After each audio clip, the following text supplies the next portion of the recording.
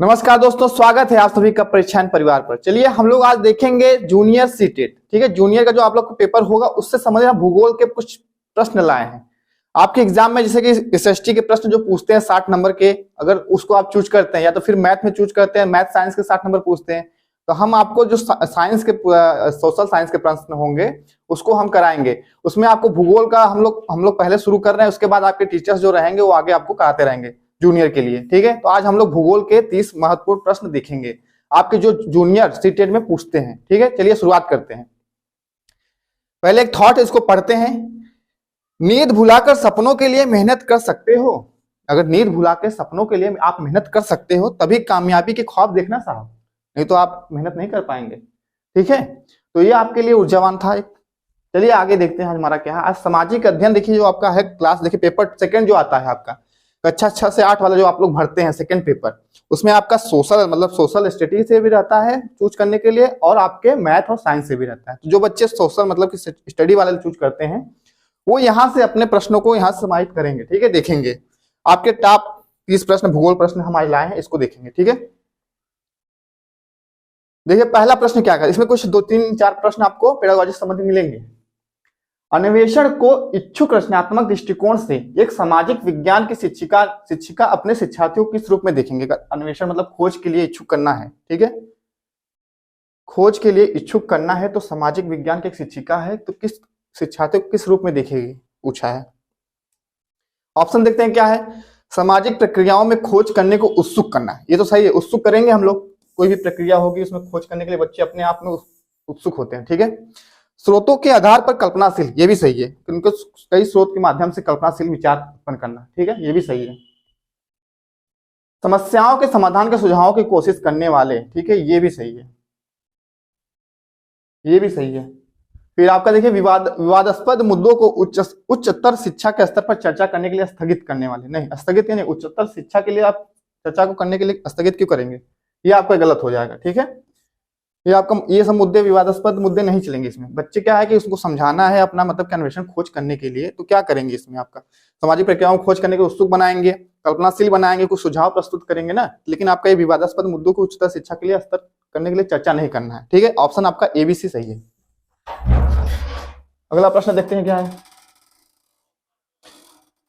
एक स्कूल के सामाजिक विज्ञान के शैक्षणिक भ्रमण में जीरो, बोमडीला, नामदफा राष्ट्रीय उद्यान, तवांग और शिलांग गांव को शामिल किया गया। ठीक है, इन चीजों को स्थान को शामिल किया गया है। ठीक है, एक मतलब शैक्षिक भ्रमण है, शैक्षणिक भ्रमण है। किस माध्यम से विद्यार्थियों को आप भ्रमण के किए गए 2 राज्यों को इंगित करने को कहेंगे। मतलब इसमें से जो भ्रमण कर रहे हैं मतलब कि जा रहे हैं यहाँ पे इस स्थान पे, इसमें से कुछ 2 राज्य इसमें चुनना है कि ये क्षेत्र वहीं के हैं, जो ये क्षेत्र आपके जीरो, बोमडीला, नामदफा राष्ट्रीय उद्यान वहीं के हैं। तो देखिए क्या है इसमें, मणिपुर और सिक्किम के ये क्षेत्र होंगे एक समय रेखा, मतलब कि मानचित्र पर दिखाना है। मणिपुर एवं सिक्किम एक समय रेखा पर हैं, या फिर अरुणाचल प्रदेश और मणिपुर एक मानचित्र पर हैं, या फिर नागालैंड और त्रिपुरा एक समय रेखा पर हैं, या फिर मिजोरम और मेघालय एक मानचित्र पर हैं। इसमें आप देखेंगे जो जितने भी स्थान हैं जीरो, बोमडीला, नामदफा, ये सब जो स्थित है आपके अरुणाचल प्रदेश और मणिपुर के एक मानचित्र पर स्थित है। ठीक है, आपका ऑप्शन भी इसमें सही होगा कि यहीं के स्थान है प्रमुख रूप से, तो ये यहाँ पे स्थित है। अगला प्रश्न है वन्य जीव संरक्षण के लिए विद्यार्थियों को संवेदनशील बनाने के लिए सर्वोत्तम अभ्यास कौन सा है। सर्वोत्तम अभ्यास पूछा है कि आप विद्यार्थियों को अगर संवेदनशील बनाते हैं तो कौन सा अभ्यास सर्वोत्तम रहेगा। वन्य जीवन संरक्षण पर नाटक तैयार करना। नाटक तैयार करके करेंगे आप लोग? नहीं। विद्यालय में वन्य जीवन उत्साह को मनाना, उत्साह नहीं, कोई समारोह आयोजित करना, कोई त्योहार नहीं। पशु आधारित उत्पादों को न खरीदने की प्रतिज्ञा लेना हो सकता है। संदर्भित नीतियों और कानूनों के बारे में पठन करना नहीं। आपका सी ऑप्शन सही लग रहा है। ठीक है, पशु आधारित जो उत्पाद होते हैं उसको नहीं खरीदने के लिए अपने आपको बनाना कि हम इसको नहीं खरीदें, यूज नहीं करेंगे। जैसे चमड़े का कुछ भी सामान बनता है उसका प्रयोग क्या होता है, जानवरों को मार के बनाया जाता है ना, तो उन चीजों का प्रयोग नहीं करेंगे। ये आपका ऑप्शन सी सही है इसमें। अगला प्रश्न है निम्नलिखित स्थानों में से कौन सा सामाजिक विज्ञान के बारे में सही है। कथनों में से निम्नलिखित कथनों में से कौन सा सामाजिक विज्ञान के बारे में सही पूछा है। जानकारी का स्मरण करने से अवधारणात्मक विकास होता है। अच्छा, तथ्य का स्तर सदैव निश्चित होता है। इसमें आपके दोनों कथन गलत है। ठीक है, इसमें सही पूछा है लेकिन दोनों कथन गलत दिखे। ठीक है, ऑप्शन इसमें देखिए लिखा है ए और बी में से कोई नहीं, मतलब इसमें ऑप्शन सी सही होगा। जो हमारी जानकारी होती है, कोई भी चीज हम अवधारणात्मक विकास कैसे होगा रखेंगे, तो हटने से अवधारणात्मक विकास नहीं होता। हम लोग को अवधारणात्मक विकास करना है तो उस चीज के लिए हमको क्या करना है, वातावरण से जोड़ के बच्चों को पढ़ाना पड़ेगा, ठीक है, जिससे बच्चे को प्रत्यक्ष रूप से कुछ समझ में आएगा तभी। इसलिए आपको स्मरण रखने से नहीं होगा अवधारणात्मक विकास। इसलिए इस तथ्य का स्तर सदैव निश्चित नहीं होता, ये अपने मतलब कि वातावरण के अनुसार बदलता रहता है, परिवर्तन होता रहता है इसमें, ठीक है। तो आपका ये ऑप्शन ए भी कटेगा, ए भी दोनों गलत है इसमें, ठीक है। अगला प्रश्न देखते हैं क्या है। तैराक मृत सागर में तैर सकते हैं क्योंकि, ऑप्शन देखते हैं। तैराक मृत सागर, जो तैराक तैरने वाले, स्विमिंग करने वाले, मृत सागर कहाँ है, आपके जॉर्डन और इजराइल के बॉर्डर पे स्थित है, ठीक है। ये मृत सागर इसे इसलिए कहते हैं क्योंकि इसमें जो इसके खारेपन है सबसे ज्यादा है, विश्व में सबसे ज्यादा खारापन इसी सागर में पाया जाता है। लगभग 340 ग्राम, मतलब कि प्रति 1 लीटर में 340 ग्राम इसमें नमक पाया जाएगा।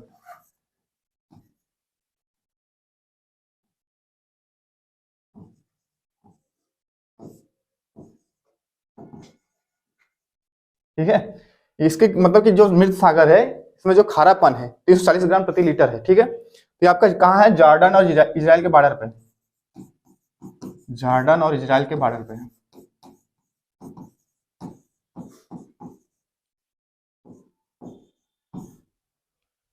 तो इसमें कहा कि तैराक मृत सागर में तैर सकते हैं क्योंकि क्या है, वहां बताया ना, नमकीन, उसमें नमकीन की जो मात्रा होती है वो ज्यादा है, और जानते हैं जहां पे जो जिस जल में नमकीन की मात्रा ज्यादा होती है उसमें घनत्व अधिक हो जाता है, जिस कारण से वहां पे चीजें उसमें कुछ भी रहेंगी वो हल्की हो जाएंगी।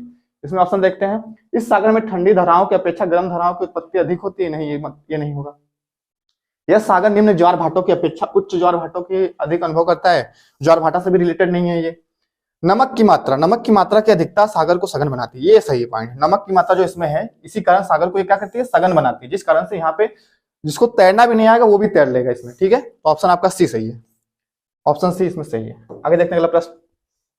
निम्नलिखित में से कौन सी गंगा ब्रह्मपुत्र बेसिन की विशेषता नहीं पूछा है, ठीक है।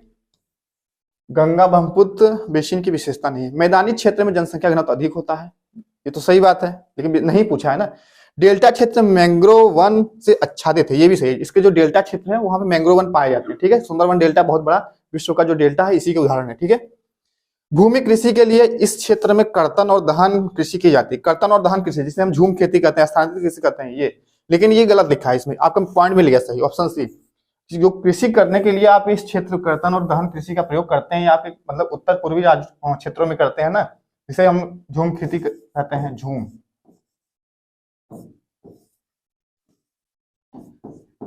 और ये आपके उत्तर पूर्वी भारत में की जाती है, लेकिन ये गंगा ब्रह्मपुत्र बेसिन में नहीं करते, ठीक है। मैदानी क्षेत्र में ऑक्सबो लेक, चाप झील चिन्हित होते हैं, हाँ ये सही है। ऑक्सबो लेक जिसे हम गोखुर झील कहते हैं, आपके इसी मतलब गंगा ब्रह्मपुत्र बेसिन के मैदानी क्षेत्र में ही पाए जाएंगे, ठीक है। ऑप्शन आपके इसमें तो नहीं पूछा है सही, तो आपका ऑप्शन सी सही है।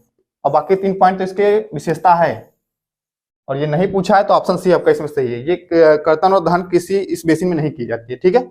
ऑप्शन सी आपका सही है। हिमनद के निक्षेपण को कहा जाता है, इसमें देखिए प्रश्न पूछा, हिमनद के निक्षेपण को क्या कहते हैं। हिमोड़ कहते हैं, तटबंध कहते हैं, लोयस कहते हैं, या समुद्री गुफा कहते हैं, ठीक है। तो हिमनद मतलब क्या होता है, जो हमारे मतलब कि बड़े बड़े ग्लेशियर होते हैं उसको हम, उसके जो निक्षेपण होते हैं, जो उसके मतलब ऊपर से जो ग्लेशियर पिघलते हैं फिर आते हैं नीचे ढहते हैं, जिसे हम स्खलन टाइप से देखते हैं, उसे हम हिमोड़ कहते हैं। क्या कहते हैं, हिमोड़ कहते हैं, ठीक है। ऑप्शन आपका पहला ही सही है। तटबंध तो वही मतलब कि किसी समुद्री तट पे कहीं हम मतलब कि बांध टाइप को बना देंगे। लोएस क्या होता है, वायु द्वारा निर्माण होता है इसका, वायु मतलब रेत को उड़ा के कहीं दूसरे स्थान पर स्थापित करना, लोएस हो जाता है, ठीक है। तो आपका हिमनद के निक्षेपण से आपका हिमोड़ बनता है, ठीक है, हिमोड़। अगला प्रश्न है, प्रतिशत के अनुसार पृथ्वी के वायुमंडल में कौन सा प्रमुख संगठक है। वायुमंडल में पूछा है, वायुमंडल में कौन सा प्रमुख संगठक, गैस के बारे में पूछा होगा। कार्बन डाइऑक्साइड है, नाइट्रोजन है, हीलियम है, ऑक्सीजन है। तो इसमें कौन सी गैस का मतलब प्रमुख संगठक है, सबसे ज्यादा मात्रा में कौन सी गैस वायुमंडल में विद्यमान होगी। क्या कार्बन डाइऑक्साइड है, नाइट्रोजन है, या हीलियम है, या ऑक्सीजन है। तो आपका जो सबसे मतलब इसमें सही आंसर है ऑप्शन बी, क्या है, नाइट्रोजन। वायुमंडल में नाइट्रोजन कितने परसेंट है, 78%, ठीक है। आपका वायुमंडल में नाइट्रोजन है सबसे ज्यादा, यही इसलिए आपका ऑप्शन यही सही है। और आपका ऑक्सीजन कितना है, 21%। चलिए आगे देखते हैं अगला प्रश्न। ऋतुएं निम्नलिखित कारणों में से किस कारण से होती है। ऋतुएं, जो ऋतु होती हैं एक मौसम टाइप से, ये किस कारण से होती है। इसमें देखते हैं ऑप्शन क्या है। मकर रेखा पर सूर्य की सीधी किरणें 23.5 डिग्री दक्षिण पर पड़ती है। तो मान लो मकर रेखा विशेषता बताया। पृथ्वी का परिक्रमण और एक ही दिशा में उसके अक्ष का झुकाव, ये मतलब परिक्रमण जो करती है, सूर्य के चारों परिक्रमण करती है पृथ्वी अपनी, तो उस कारण से ही ऋतु में परिवर्तन होती है ना। और फिर क्या है, उसके अक्ष पे झुकाव के कारण भी होता है कि इस अक्ष पे झुकाव पृथ्वी का कितना है 23.5 डिग्री जो झुकाव है, उस कारण से भी मौसम मतलब जलवायु परिवर्तन, ऋतु परिवर्तन दिखाई देती है। ठीक है, तो ऑप्शन आपका 20 में सही है। पृथ्वी के अपने अक्ष पर इर्द गिर्द घूर्णन कर, इर्द गिर्द मतलब कि ये नहीं तो दिन रात का बनना होगा। ठीक है, पृथ्वी का अक्ष पर अपने कक्षीय स्तर पर 66.5 डिग्री कोण बनाना नहीं। आपका ऑप्शन 20 सही है। पृथ्वी का परिक्रमण जो होता है, सूर्य की परिक्रमा का जो करता है, एक ही दिशा में उसके अक्ष का झुकाव होना, इस कारण से ऋतुओं में परिवर्तन होता है, जिसमें गर्मी, सर्दी, बरसात देखने को मिलता है। ठीक है, ऑप्शन आपका 20 सही है। अगला प्रश्न है, समय क्षेत्र पर दिए गए एबीसी कथन पर विचार करना है और सही उत्तर का चयन करना है। ठीक है, देखते हैं एबीसी क्या है। कुछ देशों का देशांतरी विस्तार अधिक होता है, जिस कारण वहां एक से अधिक क्या है मानक समय अपनाए गए हैं। ठीक है, दूसरा बी लिखा है, पृथ्वी को एक घंटे वाले 24 समय क्षेत्रों में बांटा गया, ये भी सही लिखा है। प्रत्येक समय क्षेत्र 15 डिग्री देशांतर तक का क्षेत्र घेरता है, हाँ ये भी सही। इसमें हमको सभी सही लग रहे हैं। इसमें देखें, कुछ देशों का देशांतरी जो विस्तार है, सबके मतलब एक देशांतरी विस्तार मतलब अपना एक मानक समय बनाया गया। ठीक है, मानक समय, अपने भारत का भी मानक समय बनाया गया है। ठीक है, 82.5 डिग्री IST जिसे कहते हैं। तो इसमें कहा है कि कुछ देशों का अधिक होता है विस्तार, देशांतरी विस्तार अधिक होता है, इस कारण वहां पे मानक समय अधिक होते हैं। ये बात सही है, क्योंकि रूस के देखेंगे आप लोग 11 मानक समय बनाए गए हैं और अमेरिका के 9, ऑस्ट्रेलिया के 8, ये सब मतलब क्या है, सबके मतलब के अलग अलग मानक समय बनाए गए ना, क्योंकि इनका क्षेत्रीय देशांतरी विस्तार ज्यादा हो गया है, जिस कारण से यहाँ पे मानक समय ज्यादा बनाना पड़ा। ठीक है, आपके रूस के 11 बना दिए गए हैं,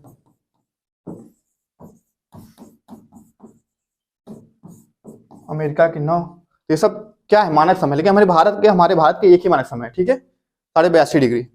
पृथ्वी को एक घंटे वाले 24 समय क्षेत्रों में 24 जोन बनाया गया है, ये भी सही है पॉइंट आपका बी भी। प्रत्येक समय क्षेत्र में 15 डिग्री देशांतर, 1 घंटे का 15 डिग्री बनाया गया है। ठीक है, ये भी सही है। तो आपका इसमें तीनों सही है, ऑप्शन ए बी सी तीनों सही है। ऑप्शन सी में है ए बी सी तीनों सही है। अगला प्रश्न देखते हैं क्या है। निर्देश, निम्नलिखित प्रश्नों के उत्तर देने के लिए सही सबसे उपयुक्त विकल्प चुनना है। देखते हैं क्या है। अभिकथन है, कारण है पूछा। ठीक है, देखते हैं। अभिकथन ए में क्या लिखा है, जब लंदन में अपराह्न के 2 बजे हैं तो भारत में 7:30 अपराह्न का समय होगा। लंदन GMT टाइम और भारत का IST टाइम बीच अंतर 5.5 घंटे का है। तो इसमें हम निकालेंगे अंतर 5.5 घंटे का बनेगा ही, तो आपका ये कथन पहला सही हो गया। ठीक है, अभिकथन तो सही हो गया।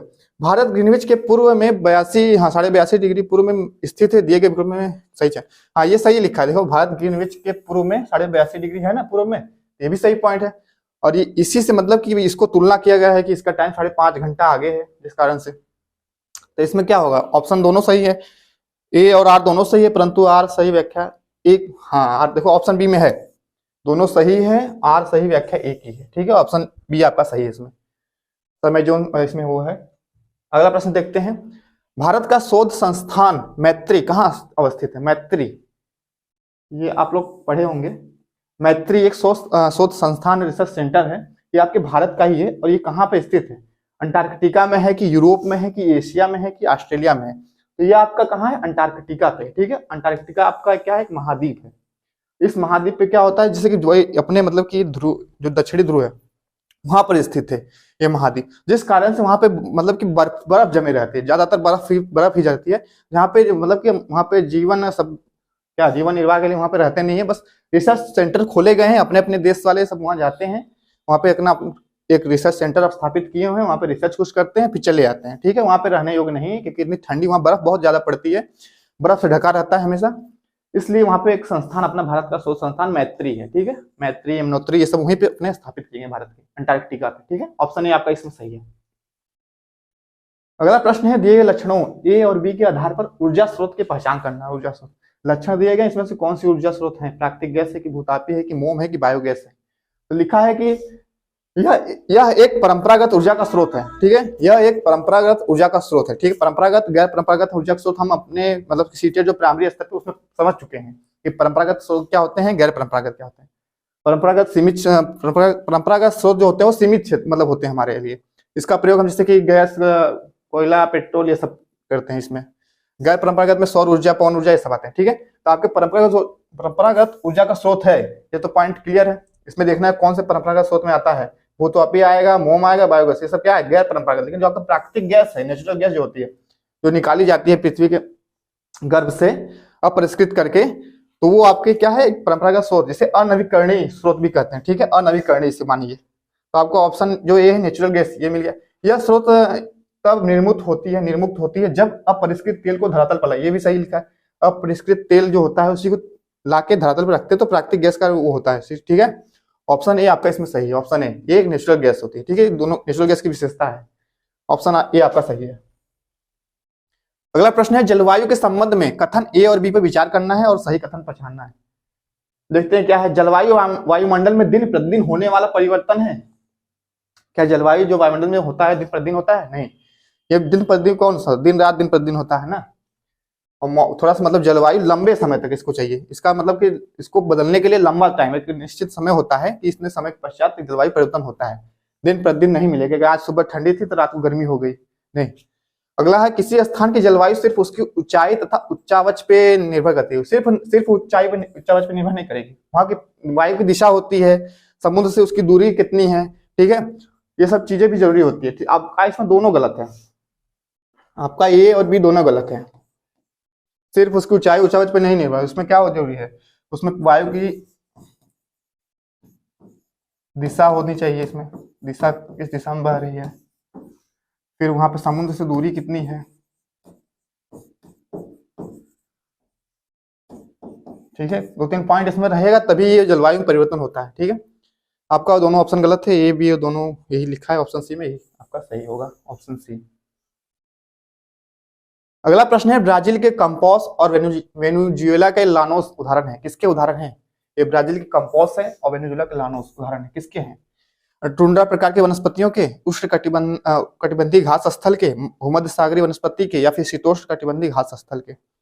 इसमें आप देखेंगे जो ये उदाहरण है आपके उष्ण कटिबंधीय घास स्थल के, कंपोस है, लानोस है, आपकी अफ्रीका के सवाना हो गए, ये सब क्या है? ये सब उष्ण कटिबंधीय घास स्थल के मतलब की घास है ये। और मतलब ब्राजील कंपोस हो गए, वेनेजुएला के लानोस हो गए, ये सब स्थान के मतलब स्थान द्वारा वहां पे स्थापित जो घास होते हैं उगते हैं उनके नाम है। कंपोस है, लानोस है, वेल्ड है आपके। और जो कब शीतोष्ण है आपके पंपास हो गए, पंपास हो गए, कैंटबरी हो गई, न्यूजीलैंड की कैंटबरी घास हो गई। ठीक है, ऑस्ट्रेलिया की डाउन्स होगी, डाउन, ये सब घास आपके शीतोष्ण कटिबंधीय स्थल है। ठीक है, घास के, और ये आपके क्या है? उष्ण कटिबंधीय घास के स्थल है। ऑप्शन बी आपका इसमें सही है। अगला प्रश्न है, अस्थायी पौनों के संबंध में कथन ए और बी पर विचार करना है और सही कथन बताना है। ठीक है, सही मतलब विकल्प का चुनाव करना है। अस्थायी पौने, पहले पौने कई प्रकार के होती हैं, 3 प्रकार की। ठीक है, अस्थायी पौने, फिर उसके बाद स्थानीय पौने होती हैं उसमें। ठीक है, तो इसमें क्या है? अस्थायी पौनों के संबंध बताना है। ये पौने वर्ष भर लगातार निश्चित दिशा में चलती हैं, ये बात सही है। ये पौने जो अस्थायी पौने होती हैं ये वर्ष भर लगातार एक निश्चित दिशा में चलती है। ठीक है, ऑप्शन ए आपका सही है। ठीक है, इसको हम एक प्रचलित पवन भी कहते हैं। ठीक है, प्रचलित पवन, पश्चिमी एवं पूर्वी पवने इनके उदाहरण हैं, ये भी सही है। जो पश्चिमी पछुआ पवन चलती हैं आपकी 40 डिग्री पे 40, 50 डिग्री, 50, 60 डिग्री चिकता साटा जो जिसम कहते हैं, ये आपकी पश्चिमी और पूर्वी पवन इन्हीं के उदाहरण है। ठीक है, आपके दोनों ऑप्शन इसमें सही है। स्थायी पवनों में ए और बी दोनों सही है। अगला प्रश्न देखते हैं क्या है। ऋतु प्रवास जुड़ा हुआ है, ऋतु प्रवास किससे जुड़ा हुआ है? घरों के आसपास बसावट से, या फिर एक छोटे घर के पौधे रखने का कृत्रिम अहाता से, या फिर ऐसे स्थान जहां बस्तियां विकसित होती है, या फिर लोगों के आवागमन से। तो ऋतु प्रवास आपके कहां से है संबंधित? लोगों के आवागमन से। ऑप्शन डी आपका सही है। इसमें क्या होता है, जैसे ऋतु प्रवास में जब देखते हैं मौसम के हिसाब से, कुछ मतलब कि पहाड़ी क्षेत्रों पे जैसे देखते हैं कि ज्यादा ठंडी उंडी पड़ती है तो लोग नीचे चले आते हैं एकदम घाटी में। फिर जब जैसे ही मौसम थोड़ा मतलब वो गर्म होता है, धीरे धीरे पहाड़ी के ऊपर चढ़ना शुरू करते हैं। ये अपना ऋतु प्रवास करते रहते हैं अपना पूरा, जैसे कि बोरिया बिस्तर लेके चलते हैं। ये इनका परमानेंट घर नहीं होता है इनका खुद का, ये अपना ऋतु प्रवास मौसम के हिसाब से इधर उधर जाते रहते हैं। आपका ऑप्शन इसमें डी, लोगों के आवागमन से सही है, ऑप्शन डी। अगला प्रश्न है, अंतरिक्ष से प्रवेश करने वाले उल्कापिंड वायुमंडल की किस परत में आने पर जल जाते हैं? ये आपके वायुमंडल की परतों से प्रश्न एक पूछा है कि अंतरिक्ष से प्रवेश करने वाले जो उल्कापिंड होते हैं वो वायुमंडल में जब पहुंचते हैं तो कौन से मंडल में पहुंचते ही जल कर नष्ट भी हो जाते हैं, कभी कभी जलते हुए नीचे गिर जाते हैं अपनी पृथ्वी पे। ठीक है, तो ये कौन से मंडल में है? बाह्य वायुमंडल में है कि बहिर्वायुमंडल वायुमंडल में है कि समताप मंडल में है कि मध्य मंडल में है? तो ये उल्कापिंड जो वायुमंडल में पहुंचने के बाद जल जाते हैं आपके, ये आपके मध्य मंडल में मेसोस्फीयर जिसे कहते हैं, ठीक है।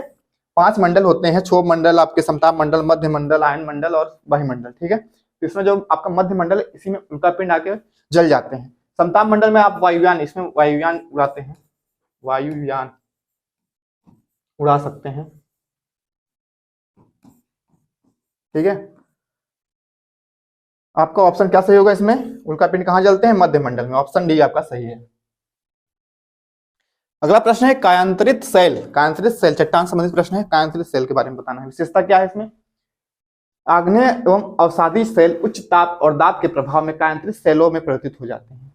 मतलब आग्नेय और अवसादी जो चट्टान होती हैं, ठीक है, 3 प्रकार की चट्टानें होती है, आग्नेय और अवसादी और रूपांतरित या कायांतरित जिसे कहते हैं, ठीक है। तो ये जो होती है कायांतरित सेल होती हैं, ये आग्नेय और अवसादी सेल के उच्च ताप और दाब के प्रभाव में कायांतरित सेल में परिवर्तित हो जाती है। ये बात सही लिखा है, ठीक है, ऑप्शन ए सही है। तो जो आग्नेय और अवसादी सेल होती हैं, उसी के अधिक ताप और दाब के कारण ही वो बदलते हैं, तो बदल जाते हैं, तो रूपांतरित या कायांतरित सेल कहलाते हैं, ठीक है। फिर है उच्च ताप और दाब के प्रभाव में पिघलकर द्रवित मैग्मा बनते हैं। ये भी सही है कि जब उच्च ताप पड़ेगा, उस पर दाब पड़ेगा, तो उसमें पिघल के क्या होगी, मैग्मा बन जाते हैं, ठीक है। फिर है संगमरमर एक कायांतरित सेल है। ये भी सही पॉइंट है। संगमरमर कैसा है, एक रूपांतरित या कायांतरित सेल है ना। और इसमें कायांतरित सेल में नीस हो गया, आपका स्लेट हो गया, स्लेट हो गया आपका, ठीक है, ग्रेबो, ये सब आपके क्या है, एक कायांतरित सेल के उदाहरण है। आपके इसमें हीरा आ जाएगा, हीरा, ग्रेफाइट,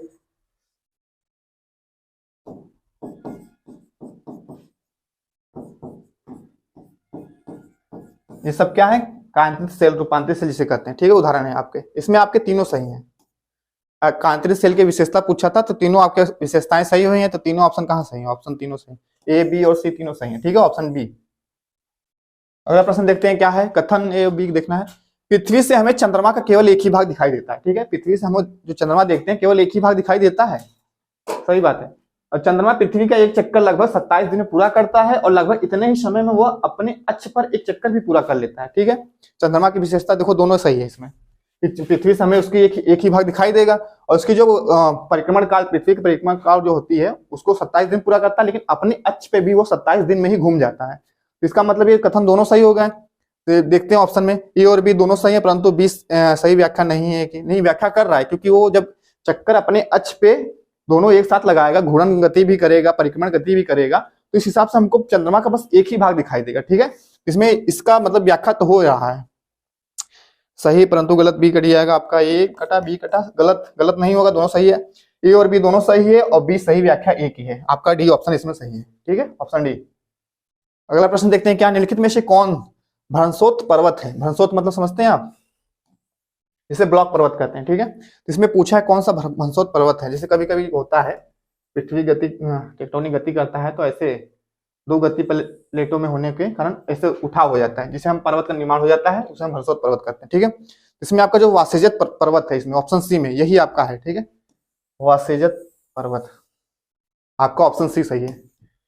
इसमें रिफ्ट घाटी का भी निर्माण होता है, और कुछ भ्रंशोत पर्वत, ब्लॉक पर्वत का निर्माण होता है, ठीक है। हिमालय पर्वत आपका नवीन वाली पर्वत है, उस प्रकार का है, ऑप्शन आपका सी इसमें सही है। अगला प्रश्न देखते हैं क्या, भारत के दक्षिणी भागों के विशेषकर तमिलनाडु और आंध्र प्रदेश में शरद ऋतु में वर्षा होती है। दक्षिणी, भारत के दक्षिणी भाग कहाँ, तमिलनाडु और आंध्र प्रदेश में सर्दियों के मौसम में भी वर्षा देखने को मिलती है, ठीक है। तो क्या कारण है, क्यों होती है। पवन जो होती है वो अरब सागर से बंगाल खाड़ी की ओर बहती हैं, या फिर पवन जो होती है बंगाल खाड़ी से अरब सागर की ओर बहती हैं, या फिर जो पवन स्थल है स्थल भाग से लौटकर अरब सागर की ओर बहती हैं, या फिर पवन स्थल भाग से लौटकर बंगाल खाड़ी। तो आप जानते हैं भारत के मैप में आप देखेंगे तो आपको जो प्रायद्वीप भारत है, तो इधर आपका अरब सागर है, इधर बंगाल खाड़ी है, तो यहाँ पे जो मतलब कि स्थल भाग है, पूर्वोत्तर भारत है आपका है, तो यहाँ से जब पौने चलती हैं स्थल भाग से, तब बंगाल की खाड़ी से अपना पानी लेती हैं, उठाती हैं, फिर जाके यहाँ पे आपके तमिलनाडु, आंध्र प्रदेश इसी तट पे है बंगाल खाड़ी के, तो यहाँ पे वर्षा कर देती हैं, ठीक है। ये सर्दियों के मौसम में करते हैं। सर्दी के मौसम में पवन का क्या होती है, पवन स्थल से समुद्र की ओर चलती है ना, और ग्रीष्म ऋतु में पवन गर्मी मतलब कि यहाँ से पजल से स्थल की ओर चलती थी।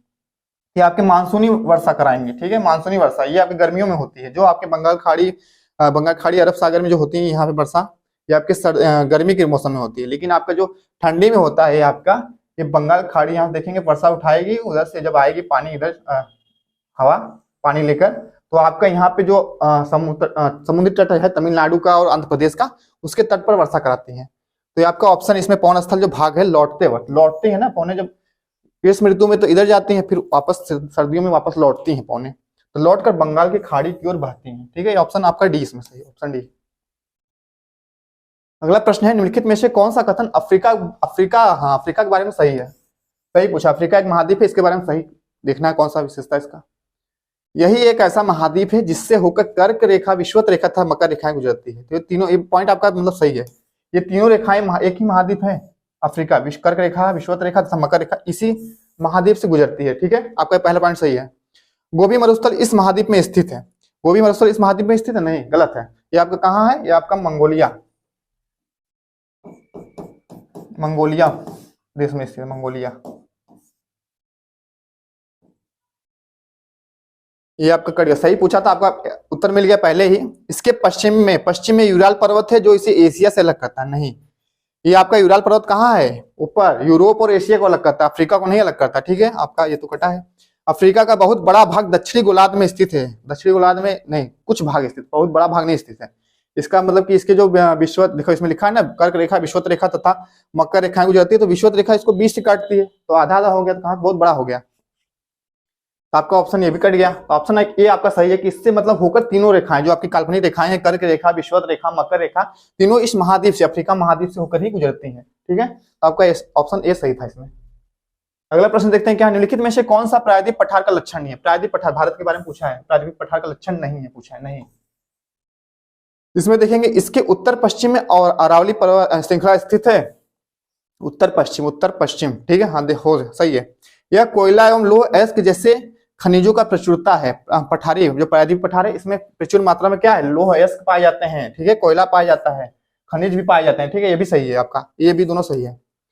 फिर इस पठार पर पश्चिम की ओर बहने वाली महानदी और कृष्णा नदियां मौजूद हैं। ये गलत लिखा है, यही पूछा है, तो आपका ऑप्शन यही सही होगा। इस पठार पर पश्चिम की ओर नहीं बहती है नदियां, महानदी और कृष्णा किस तरफ बहती है? बंगाल खाड़ी में गिरती है, जो कि पूर्व की ओर बहती है। ठीक है, पश्चिम की ओर न बह के पूर्व की ओर बहती है, पूर्व की ओर।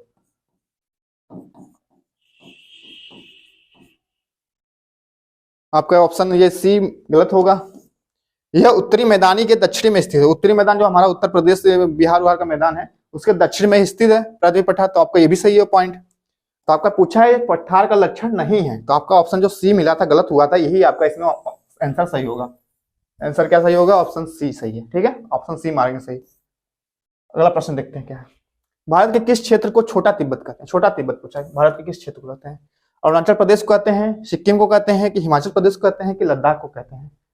इसमें आप देखेंगे छोटा तिब्बत जो कहते हैं हम लोग, उपनाम है लद्दाख का, लद्दाख को हम छोटा तिब्बत कहते हैं। ठीक है, ऑप्शन डी आपका इसमें सही है, छोटा तिब्बत। अगला प्रश्न देखते हैं क्या है। प्रश्न, वात दिग्दर्शी का प्रयोग क्या मापने के लिए किया जाता है? वात दिग्दर्शी का प्रयोग क्या मापने के लिए किया जाता है? ठीक है, ये आपका वात मतलब हवा होती है, दिग्दर्शी उसको मापने के लिए करते हैं। वायु वेग के, वायु दाब के, या वायु दिशा के, या वायु तापमान के? तो इसमें आपका जो सही है आपका ऑप्शन तीसरा, वायु दिशा। तो वात दिग्दर्शी होता है, इससे हम वायु की दिशा मापते हैं। ठीक है, वायु की दिशा मापते हैं, ऑप्शन तीसरा सही है।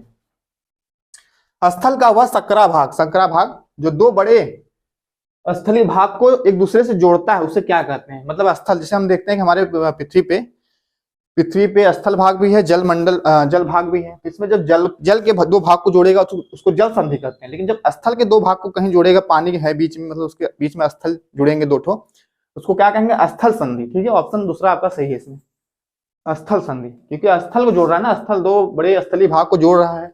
अब यहाँ पे पानी है, यहाँ भी पानी है, अब ये भाग स्थल है, तो यहाँ पे जो जोड़ रहा है इसी को स्थल कहेंगे, स्थल संधि। यहाँ पे ये दोनों स्थल जुड़ रहा है, यहाँ पे यहाँ का भाग, यहाँ से भाग, इसे हम स्थल संधि कहेंगे, स्थल संधि। ठीक है, ऑप्शन आपका दूसरा सही है इसमें। अगला प्रश्न है, विंध्य और सतपुड़ा पर्वत श्रृंखला के बीच कौन सी प्रमुख नदी बहती है? विंध्य और सतपुड़ा पर्वत, ये पर्वत श्रृंखला है हमारे भारत की। ठीक है, तो इसके बीच कौन सी मतलब की नदी बहती है? ठीक है, देखते हैं ऑप्शन क्या है। नर्मदा है, केन है, ताप्ती है, सोन है? तो आपका ऑप्शन इसमें जो है, विंध्य और सतपुड़ा के बीच बहने वाली जो नदी है नर्मदा, पहले ऑप्शन सही है। ठीक है, मध्य प्रदेश के अमरकंटक से निकलती है, आपके ऑप्शन यही सही, ऑप्शन पहला, नर्मदा नदी बहती है। ठीक है, और ये बहती है पश्चिम की ओर बह के अरब सागर में जाके, अरब सागर के मतलब कि कच्छ, वहां पे हम्माद खाड़ी में जाके गिर जाती है। ठीक है, ऑप्शन आपका पहला सही है। अगला प्रश्न है महासागरीय धाराओं के विषय में, महासागरीय धाराओं के विषय में निम्नलिखित में से कथनों में कौन सा सही है। मतलब कि हमारे पृथ्वी पे जो महासागर बड़े बड़े हैं इस पे भी कुछ मतलब धाराएं चलती हैं ना, वायु संबंधित धाराएं चलती हैं, धाराएं, इसमें ठंडी धाराएं भी होती हैं और गर्म धाराएं भी होती हैं, ठीक है। इसमें जो सही है आपके कथन वही बताना है। ठंडी धाराएं ध्रुवीय अथवा उच्च अक्षांशों से जल को उष्णकटिबंधीय अथवा निम्न अक्षांशों की ओर ले जाती है। जो ठंडी धाराएं होती हैं ध्रुवीय उच्च अक्षांशों से, उच्च अक्षांश मतलब क्या है, उच्च अक्षांश कहाँ है आपके ध्रुवों पे है, और जो उष्णकटिबंधीय अथवा निम्न धाराएं हैं वो अक्षांशों में मिलेंगे, मतलब कौन से, भूमध्य रेखीय अक्षांश जो होते हैं वहां पे निम्न धारा बनती है, ठीक है, निम्न अक्षांश बनते हैं, तो वहां दोनों को आपस में ले जाके मिलाती है, ठीक है। तो ऑप्शन पहला सही है इसमें। लेब्राडोर एक गर्म धारा है, लेब्राडोर एक गर्म धारा नहीं, ये गलत लिखा है। लेब्राडोर एक ठंडी धारा है, ठीक है, क्या है, एक ठंडी धारा है, ठंडी धारा है। गर्म धारा तो गल्फ स्ट्रीम है, ठीक है, ब्राजील की धारा गल्फ स्ट्रीम है, अंगुलहास की धारा सब गर्म धारा है। लेब्राडोर एक ठंडी धारा है आपकी, ये गलत पॉइंट होता।